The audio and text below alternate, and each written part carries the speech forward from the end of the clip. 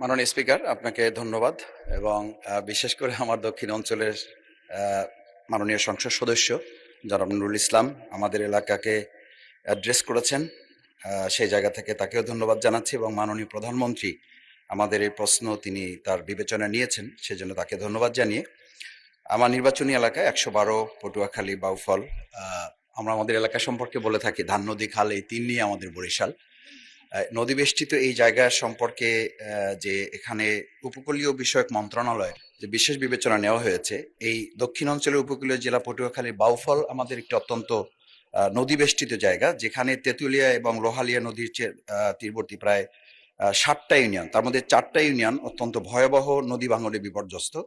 উপজেলা নাজিরপুর, কালাইয়া, চন্দ্রদ্বীপ, কেশবপুর, ধুলিয়া, এদিকে কাশিপাড়া সহ নদীগর্ভে প্রায় এগুলো বিলীন হওয়ার পথে, প্রতিনিয়ত মানবিক, সামাজিক এবং অর্থনৈতিকভাবে বিপর্যস্ত হয়ে যাচ্ছে।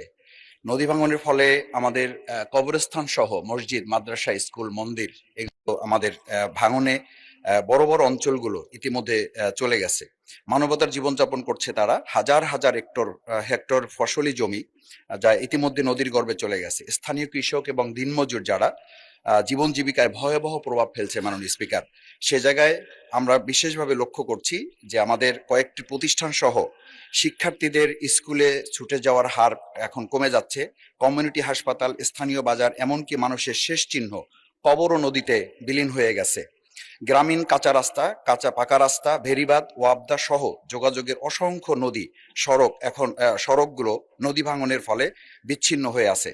বিশেষ করে নাজিরপুর, কচুয়া, ডালিমা, নিমদি, তাঁতেরকাঠি এলাকার 7 কিলোমিটার এলাকা একেবারেই ঝুঁকিপূর্ণ অবস্থায় রয়েছে। মাননীয় সদস্য, আমি শেষ যে লাইনটা বলছি, একটা স্ট্রেট সংক্ষিপ্ত প্রশ্ন করুন। যে সিসি ব্লক এবং র্যাপের মাধ্যমে এই জায়গাটাকে আমাদের যে প্রকল্প এখানে নেওয়া হয়েছে উপকূল বিষয়ক মন্ত্রণালয়ের আওতায় নিয়ে এসে এই সমস্যাগুলোর সমাধানে মাননীয় প্রধানমন্ত্রী তার জায়গা থেকে উদ্যোগ গ্রহণ করবেন কিনা এ বিষয়ে আপনাদের কাছে মাননীয় স্পিকার আপনার মাধ্যমে বিনয়ের সাথে জানতে চাচ্ছি। মাননীয় প্রধানমন্ত্রী।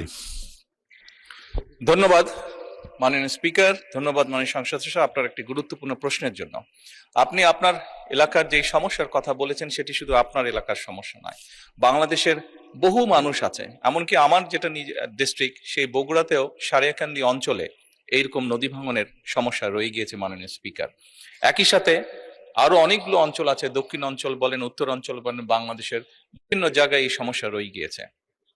এই সমস্যাটা একদিনের নয় মাননীয় সংসদ সদস্য, আপনি যেহেতু ওই অঞ্চলের মানুষ, ওই অঞ্চলে বেড়ে উঠেছেন, আপনার নিশ্চয় ধারণা আছে কিভাবে এই সমস্যাটি তৈরি হয়েছে। এখানে সবচেয়ে গুরুত্বপূর্ণ দুটো বিষয় আছে। একটি হচ্ছে যে নদী শাসনের কথা আপনি বলেছেন, সেটি একটি উপায় আছে, এবং একই সাথে আপনি খুব ভালো করে জানেন নদী শাসনের বিষয়টি অত্যন্ত ব্যয়বহুল একটি বিষয়, বাট তারপরেও প্রয়োজন অনুযায়ী আমাদেরকে করতে হবে।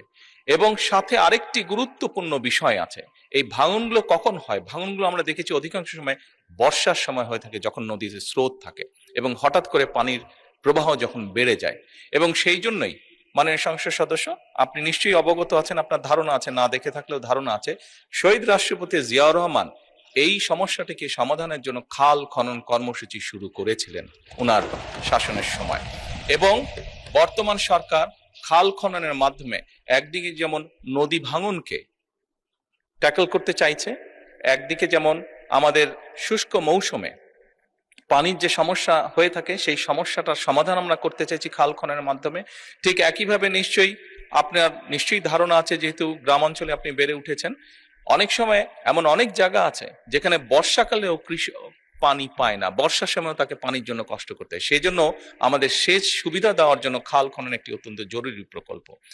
আপনার নিশ্চয়ই আরেকটি ধারণা আছে, বিশেষ করে ঢাকা শহরে এই সমস্যাটি আছে, এবং গ্রাম অঞ্চলেও যেখানে চাষবাস খুব বেশি হয়ে থাকে সেখানেও এই সমস্যাটি ধীরে ধীরে দেখা যাচ্ছে। সেটি হচ্ছে যে আমাদের ভূগর্ভস্থ যে পানি আছে সেটির স্তর ধীরে ধীরে নিচে নেমে যাচ্ছে। এই সবগুলো বিষয়কে যদি আমরা অ্যাড্রেস করতে চাই, তাহলে অবশ্যই নদী শাসন যেমন একটি প্রয়োজন নদী ভাঙনকে রোধ করার জন্য, ঠিক নদীতে যখন পানির প্রবাহ বেড়ে যায়, স্রোত বেড়ে যায়, যার কারণে নদী ভাঙন হয়ে থাকে, সেই স্রোতটিকে যাতে আমরা মোটামুটি কন্ট্রোলে আনতে পারি, সেই পানিটিকে যাতে আমরা পানিতে যেটা হঠাৎ করে পানি বেড়ে যায় বর্ষার সময়, সেটিকে যাতে আমরা ঠিকভাবে সারা দেশে ছড়িয়ে দিতে পারি, সেই জন্য খাল খনন কর্মসূচিটা অত্যন্ত গুরুত্বপূর্ণ। সেই জন্য মাননীয় সংসদ সদস্য, মাননীয় স্পিকার, আমরা নদী শাসনের ব্যাপারে যেরকম আমরা উদ্যোগ গ্রহণ করছি সরকারের পক্ষ থেকে, একইভাবে সামগ্রিকভাবে এই সমস্যাটিকে কম খরচে, যেহেতু বাংলাদেশের জন্য ব্যয়বহুল বিষয় নদী শাসনটিকে কম খরচের জন্য সবচেয়ে বেশি আমাদের জন্য সহজ হচ্ছে খাল খনন, সেটির উপর আমরা গুরুত্ব আরোপ করছি। মাননীয় স্পিকার, ধন্যবাদ।